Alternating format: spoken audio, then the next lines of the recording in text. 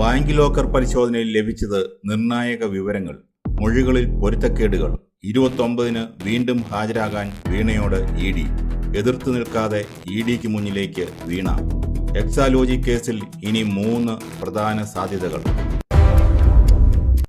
കേരള രാഷ്ട്രീയത്തെ പിടിച്ചുലച്ച CMRL എക്സാലോജിക് കേസിൽ വീണ്ടും നിർണായക നീക്കങ്ങൾ. മുൻ മുഖ്യമന്ത്രി പിണറായി വിജയന്റെ മകൾ വീണയെ എൻഫോഴ്സ്മെന്റ് ഡയറക്ടറേറ്റ് വീണ്ടും ചോദ്യം ചെയ്യാൻ വിളിച്ചിരിക്കുന്നു. ഈ മാസം 29-ന് കൊച്ചിയിലെ ഇ.ഡി. ഓഫീസിൽ ഹാജരാകാനാണ് പുതിയ നിർദ്ദേശം. കഴിഞ്ഞ ജൂൺ 17-ന് വീണയെ കൊച്ചിയിലെ ഓഫീസിൽ ഇ.ഡി. 8 മണിക്കൂറിലധികം ചോദ്യം ചെയ്തിരുന്നു. അതിന് തൊട്ടു പിന്നാലെയാണ് ഈ പുതിയ നീക്കം. കഴിഞ്ഞ തവണ നൽകിയ മൊഴികളിൽ ചില പൊരുത്തക്കേടുകൾ ഉള്ളതായി ഇ.ഡിക്ക് വ്യക്തമായിട്ടുണ്ടെന്നാണ് ലഭിക്കുന്ന സൂചനകൾ. ഇ.ഡി. ശേഖരിച്ച ഔദ്യോഗിക രേഖകളും വീണ നൽകിയ വിശദീകരണങ്ങളും തമ്മിൽ വലിയ അന്തരമുണ്ടത്രേ. ഇ.ഡി. ഈ കേസിൽ വളരെ വേഗത്തിലാണ് നീങ്ങുന്നത്. കഴിഞ്ഞ ദിവസം തിരുവനന്തപുരത്തെ HDFC ബാങ്കിലുള്ള വീണയുടെ അക്കൗണ്ടുകളിലും ലോക്കറിലും ഇ.ഡി. വിശദമായ പരിശോധന നടത്തിയിരുന്നു. ഈ പരിശോധനകളിൽ ലഭിച്ച നിർണായക വിവരങ്ങളുടെ അടിസ്ഥാനത്തിലാകും 29-ന് നടക്കാനിരിക്കുന്ന ചോദ്യം ചെയ്യൽ. Cochin minerals and rutile limited അഥവാ CMRL എന്ന സ്വകാര്യ കമ്പനി വീണയുടെ ഉടമസ്ഥതയിലുള്ള എക്സാലോജിക് സൊല്യൂഷൻസ് എന്ന IT കമ്പനിക്ക് വലിയ തുകകൾ കൈമാറി എന്നതാണ് ആരോപണം. 2016 മുതൽ 2021 വരെയുള്ള കാലയളവിൽ 1,72 ലക്ഷം രൂപയാണ് എക്സാലോജിക്കിന് ലഭിച്ചത്.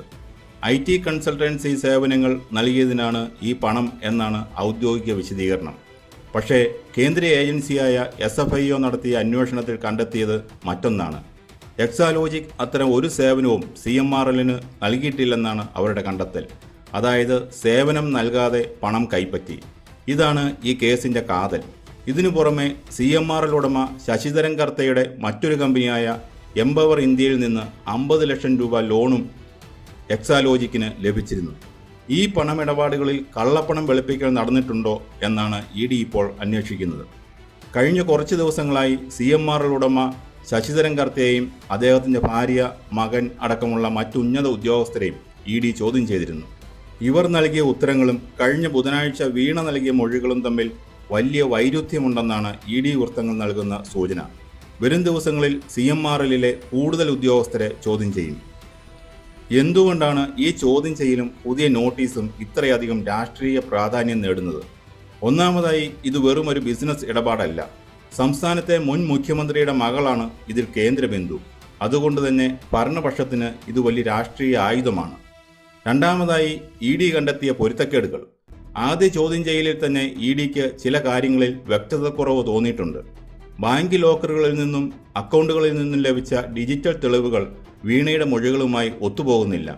നിയമപരമായി ഇത് വലിയൊരു പ്രതിസന്ധിയാണ്. ഒരു കേന്ദ്ര ഏജൻസിക്ക് മുന്നിൽ തെറ്റായ മൊഴി നൽകുന്നത് കുറ്റകൃത്യത്തിൻ്റെ വ്യാപ്തി കൂട്ടും. ഇവിടെ ശ്രദ്ധേയമായ മറ്റൊരു കാര്യമുണ്ട്. മുൻപ് ഇ.ഡി. നോട്ടീസ് അയച്ചപ്പോൾ ആരോഗ്യപരമായ കാരണങ്ങൾ പറഞ്ഞ് വീണ സമയം നീട്ടി ചോദിച്ചിരുന്നു. എന്നാൽ രണ്ടാമത് നോട്ടീസ് ലഭിച്ചപ്പോൾ അവർ നേരിട്ട് ഹാജരായി. ചോദ്യം ചെയ്യലിനോട് സഹകരിക്കുക എന്ന കൃത്യമായ സന്ദേശമാണ് അവർ നൽകുന്നത്. നിയമപരമായ നടപടികളിൽ നിന്ന് ഒളിച്ചോടാനാവില്ലെന്ന് വീണ തിരിച്ചറിഞ്ഞു കഴിഞ്ഞു. അത് കേസിൻ്റെ തുടർന്നുള്ള പോക്കിൽ നിർണായകമാകും.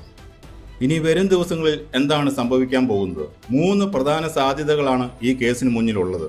സാധ്യത 1, പൊരുത്തക്കേടുകൾക്ക് വ്യക്തമായ തെളിവ് നൽകുക. ഈ മാസം 29-ന് ഹാജരാകുമ്പോൾ ഇ.ഡി. കണ്ടെത്തിയ പൊരുത്തക്കേടുകൾക്ക് കൃത്യമായ രേഖകൾ സഹിതം മറുപടി നൽകാൻ വീണയ്ക്ക് കഴിഞ്ഞെന്ന് കരുതുക. എക്സാലോജിക് നൽകിയ സേവനങ്ങളുടെ ഡിജിറ്റൽ രേഖകളോ കരാറുകളോ ഹാജരാക്കിയാൽ കേസിൻ്റെ ഗതി മാറും. സാധ്യത 2, കൂടുതൽ ചോദ്യം ചെയ്യലുകളും സ്വത്തുക്കൾ കണ്ടുകെട്ടലും. മൊഴികളിലെ വൈരുദ്ധ്യം തുടരുകയാണെങ്കിൽ ഇ.ഡി. ഈ കേസ് കൂടുതൽ ശക്തമാക്കും. വീണയുടെ പേരിൽ എന്തെങ്കിലും സ്വത്തുക്കൾ ഈ പണം ഉപയോഗിച്ച് വാങ്ങിയിട്ടുണ്ടോ എന്ന് ഇ.ഡി. പരിശോധിക്കുന്നുണ്ട്. അങ്ങനെ കണ്ടെത്തിയാൽ കള്ളപ്പണം വെളുപ്പിക്കൽ നിരോധന നിയമപ്രകാരം ഈ സ്വത്തുക്കൾ കണ്ടുകെട്ടാൻ ഇ.ഡിക്ക് അധികാരമുണ്ട്. സാധ്യത 3, ശക്തമായ നിയമ നടപടികൾ. CMRL ഉദ്യോഗസ്ഥരുടെ മൊഴികളും വീണയുടെ മൊഴികളും തമ്മിലുള്ള വൈരുദ്ധ്യം ഇ.ഡിക്ക് കോടതിയിൽ വലിയ തെളിവായി ഉപയോഗിക്കാം.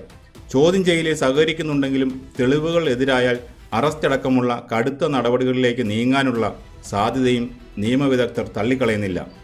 എതിർത്ത് നിൽക്കാതെ ഇ.ഡിയുടെ ചോദ്യങ്ങൾക്ക് കൃത്യമായ മറുപടി നൽകി കേസിനെ നിയമപരമായി നേരിടുക എന്ന നിലപാടിലാണ് വീണയും അവരുടെ നിയമോപദേശകരും ഇപ്പോൾ. 29-ലെ ചോദ്യം ചെയ്യൽ കേരള രാഷ്ട്രീയത്തിൽ വലിയൊരു വഴിത്തിരിവാകും എന്ന് ഉറപ്പാണ്. ആരോപണങ്ങൾ രാഷ്ട്രീയ പ്രേരിതമാണെന്ന് ഒരു വശത്ത് ആരോപണങ്ങൾ ഉയരുമ്പോഴും കേന്ദ്ര ഏജൻസികൾ അന്വേഷണവുമായി ശക്തമായി മുന്നോട്ടു പോവുകയാണ്.